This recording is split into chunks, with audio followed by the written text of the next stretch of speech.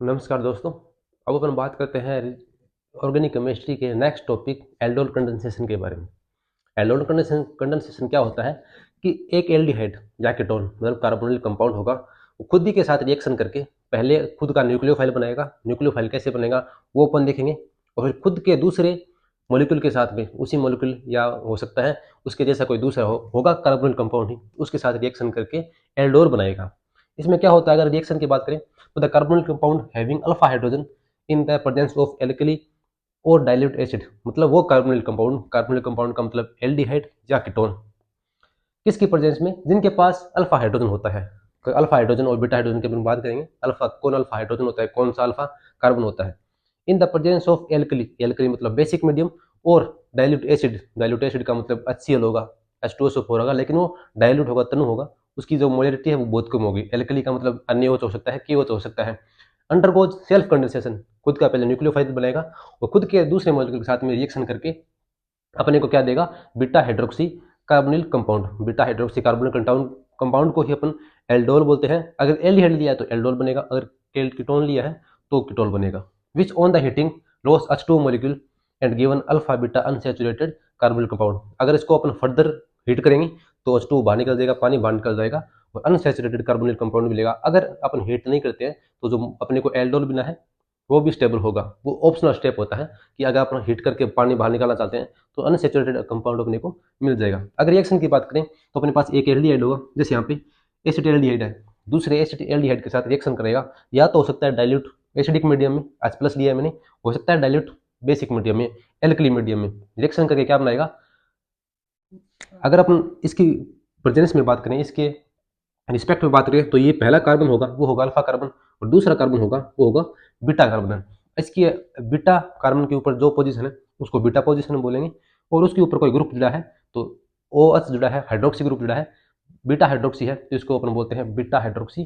जो पूरा carbonyl compound है तो बीटा हाइड्रोक्सी कार्बोनिल कंपाउंड, इसी को अपन एल्डोल बोलते हैं। अपने को एल्डोल मिलेगा। उसमें को अगर अपन फर्दर हीट करेंगे तो अपने को यहाँ से OH और यहाँ से H निकल के अनसैचुरेटेड मतलब एल्कीन प्राप्त होगी, अनसैचुरेटेड कार्बोनिल कंपाउंड प्राप्त होगा। अगर अपन इसकी रिएक्शन की बात करें, मैकेनिज्म की बात करें, तो अपन पहले बेस मीडियम में बात करें, एल्कली मीडियम की बात करते हैं। तो पहले अपन एक मॉलिक्यूल लेते हैं एसिटाल्डिहाइड का, मतलब अपने यहाँ पे एसिटाल्डिहाइड लिए है। अब क्या करेगा, अगर अपने बेसिक मीडियम में बात करिए, एल्कली मीडियम में बात करेंगे, तो ये OH मतलब यहाँ पे अन्य OH था, तो अन्य प्लस और OH आयनों में टूटा, ये OH आयन। इसमें से जो एसिडिक हाइड्रोजन है तो उसको बाहर निकालेगा, जो H+ है उसको बाहर निकालेगा। इसमें केवल और केवल एक ही हाइड्रोजन है, एसिडिक तीनों समान है, तो ये एक हाइड्रोजन को बाहर निकालेगा, और एक हाइड्रोजन को बाहर निकालेगा क्या करेगा, ये OH इसके H+ के साथ H2 बनाएगा, और यहाँ पे क्या बनाएगा, कार्ब एनाइन बनेगा। यहाँ से H+ बाहर निकल गया तो क्या होगा, यहाँ पे इलेक्ट्रॉन दोनों के दोनों इस कार्बन के पास चले गए, माइनस चार्ज आ गया, CH2 C double bond OH। अब क्या होगा, यहाँ पे रेजोनेंस होगा, और रेजोनेंस होने के बाद में ये माइनस चार्ज यहाँ पे डबल बॉन्ड बनाएगा, और ये डबल बॉन्ड वाला इलेक्ट्रॉन ऑक्सीजन के ऊपर चला जाएगा। ये रेजोनेंस के रूप में आपस में इक्विलिब्रियम में होते हैं, CH2 C और नेगेटिव H। लेकिन इसमें ज़्यादा स्टेबल कौन सा होता है, ज़्यादा स्टेबल इनोलेट आयन होता है। क्यों, क्योंकि यहाँ पे जो नेगेटिव चार्ज है वो इलेक्ट्रोपॉजिटिव एटम के ऊपर है, कार्बन के ऊपर है, लेकिन यहाँ पे जो नेगेटिव चार्ज है वो मोर इलेक्ट्रोनेगेटिव एटम के ऊपर है। और अगर negative charge more electronegative atom के ऊपर होता है तो वो मॉलिक्यूल ज़्यादा स्टेबल होता है, वो स्पीशीज ज़्यादा स्टेबल होती है। अगर यहाँ पे पॉजिटिव चार्ज होता तब कार्बन आयन ज़्यादा स्थायी होता। क्यों, क्योंकि जो मोर इलेक्ट्रो पॉजिटिव है उसके ऊपर पॉजिटिव जो प्लस चार्ज है वो ज़्यादा स्टेबल होता है। अब यहाँ पे इनोलेट आयन बन गया। अब ये इनोलेट आयन क्या करेगा, ये न्यूक्लियोफाइल की तरह बिहेव करेगा, और दूसरे मॉलिक्यूल के ऊपर, एल्डिहाइड है उसके दूसरे मॉलिक्यूल के ऊपर जाके दूसरे मॉलिक्यूल के कार्बोकेटाइन जहाँ जहाँ पे कार्बन है उसके ऊपर रिएक्ट करेगा। क्यों, क्योंकि यहाँ पे जो कार्बन है वो एक इलेक्ट्रोफाइल की तरह बिहेव करेगा, वहाँ पे पॉजिटिव चार्ज आएगा और उसके ऊपर ये नेगेटिव जाके अटैक करेगा और अपने को एल्डोल प्राप्त होगा। अब देखते हैं रिएक्शन की। तो यहाँ पे अपने को इनोलेट आयन प्राप्त हुआ।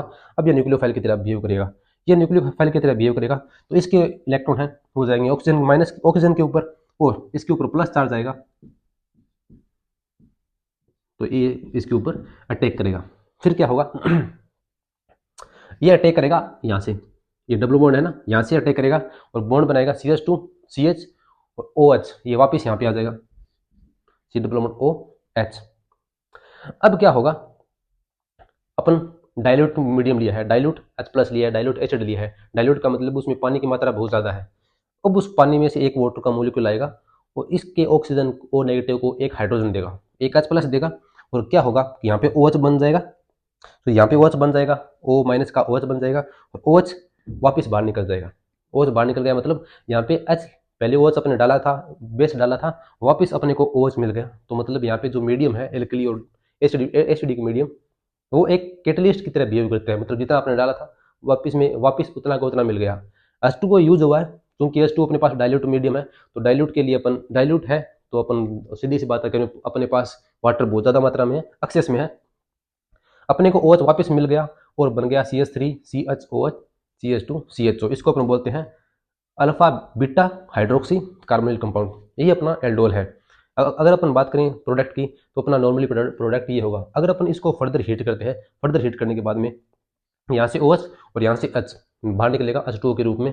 अब बात करते हैं कि OH तो ये निकल गया, H इससे निकलेगा या इससे निकलेगा। तो चूंकि H निकलेगा ज़्यादा एसिडिक होगा, और ज़्यादा एसिडिक कौन सा होगा, ये वाला। क्यों? क्योंकि यहाँ पे रेजोनेंस में भाग लेगा ये H ज़्यादा, इसका जो बॉन्ड है वो ज़्यादा वीक होगा, तो इससे H निकलेगा और इससे OH निकलेगा, H2O बाहर निकल जाएगा और यहाँ पे दोनों कार्बन के बीच में डबल बॉन्ड बन जाएगा। दोनों कार्बन के बीच में डबल बॉन्ड बन गया तो अपने को प्राप्त हुआ alpha beta.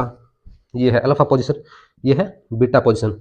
Alpha beta unsaturated, unsaturated का मतलब कार्बन और कार्बन के बीच में डबल बॉन्ड है, तो alpha beta unsaturated carbonyl compound, alpha beta unsaturated carbonyl compound. ये था अपना एल्डोल कंडेंसेशन इन बेसिक कैटलिस्ट, बेसिक मीडियम की प्रेजेंस में।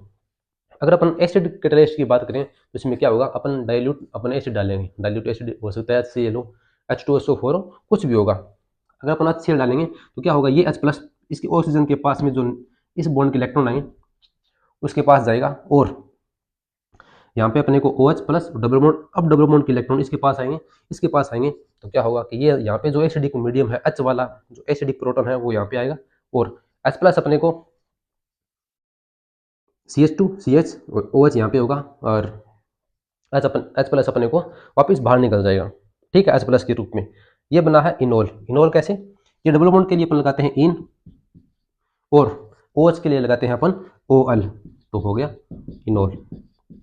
अब ये इनोल में जो डबल बॉन्ड है इन वाला, ये न्यूक्लियोफाइल की तरह बिहेव करेगा, और जो अपने पास दूसरा मॉलिक्यूल है कार्बोनिल कंपाउंड का, हो सकता है वो एल्डिहाइड हो सकता है वो कीटोन हो, उसके ऊपर अटैक करेगा न्यूक्लियोफाइल की तरह, और इस कार्बोनिल कंपाउंड के जो C double bond O group है उसके कार्बन के ऊपर जाएगा, जो कि एक इलेक्ट्रोफाइल सेंटर है, इलेक्ट्रोफिलिक सेंटर है, उसके ऊपर जाएगा। तो यहाँ पे बॉन्ड बन गया C double bond O, oxygen के इलेक्ट्रॉन यहाँ पे चले गए, और CH क्योंकि इसने यहाँ से अटैक किया है इस डबल बॉन्ड से, तो CH2 CHOH। अब क्या होगा कि इस बॉन्ड के इलेक्ट्रॉन ले जाएगा ऑक्सीजन अपने पास, ऑक्सीजन ले जाएगा, तो ये डबल बॉन्ड O बन जाएगा और H प्लस बाहर निकल जाएगा।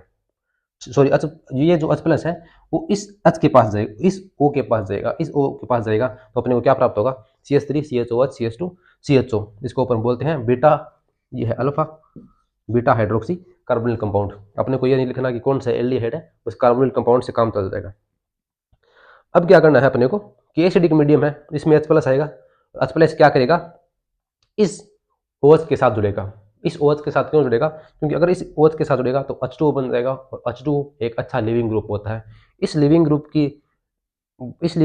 की एबिलिटी बढ़ाने के लिए यहाँ पे H प्लस आया और अपने को H2O बना। अब H2O क्या थोड़ा सा गर्म करेंगे तो H2O बाहर निकल जाएगा, और CH3 CH, अब इस डबल बॉन्ड है CH2 को, इसको अपन इस प्रकार से लिखेंगे क्योंकि ये ज़्यादा एसिडिक मीडियम है, एसिडिक प्रोटॉन है, एसिडिक हाइड्रोजन है, तो ये एसिडिक हाइड्रोजन H प्लस के रूप में बाहर निकल जाएगा और डबल बॉन्ड आ जाएगा इस कार्बन और इस कार्बन के बीच में, तो अपने को CH3 CH CH CHO मतलब alpha beta unsaturated carbonyl compound बनेगा।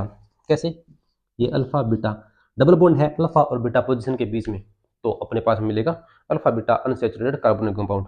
अगर अपन बात करें कार्बोनिल कंपाउंड की पोजीशन की, तो अल्फा कार्बन, इस कार्बन को नहीं पाना, इस कार्बन को यहाँ पे, अगर यहाँ पे बात करें तो इस कार्बन को नहीं मानना है, ठीक है, अल्फा मानना है इस कार्बन को, ठीक है। इस कार्बन के ऊपर जो हाइड्रोजन जुड़े हैं वो होंगे अल्फा हाइड्रोजन। अगर यहाँ पे H2 की जगह, या यहाँ पे बात करते हैं अगर H3 की जगह तीनों के तीनों कोई दूसरे ग्रुप होते हैं, जैसे यहाँ पे CH3 ग्रुप होते तीनों, तो वहाँ पे अल्फा हाइड्रोजन नहीं होता, वो एल्डोल कंडेंसेशन प्रोसेस नहीं देता। अगर अपन बात करें इसके अलावा दूसरा कार्बन होगा, वो होगा बीटा कार्बन, ठीक है। चूंकि एल्डोल कंडेंसेशन है तो यहाँ पे इनोलेट आयन में केवल और केवल एक H प्लस ही बाहर जाएगा। क्यों? क्योंकि आपने यहाँ पे लिया है डाइल्यूट एल्कली और डाइल्यूट एसिड मीडियम, जो कि केवल और केवल एक H प्लस को ही बाहर निकाल सकता है, एक H को ही बाहर निकालेगा, तो इनोलेट आयन ही बनेगा। यहाँ पे कार्बन आयन ज़्यादा स्टेबल नहीं होगा। क्यों? क्योंकि चार्ज रीजन के कारण यहाँ पे इलेक्ट्रॉन जो है वो ऑक्सीजन के ऊपर ज़्यादा स्टेबल होगा, तो जो कि अपने को इनोलेट आयन के अंदर है। ये था अपना एल्डोल कंडेंसेशन। अब अपन बात करते हैं क्रॉस एल्डोल कंडेंसेशन की। इसमें क्या होगा कि अपने पास यहाँ पे तो अपने दोनों सेम के सेम कार्बोनिल कंपाउंड दिया, वहाँ पे अलग अलग कार्बोनिल कंपाउंड होंगे, तो अपने को अलग अलग प्रोडक्ट मिलेंगे। अब वो देखते हैं कौन कौन से प्रोडक्ट होंगे।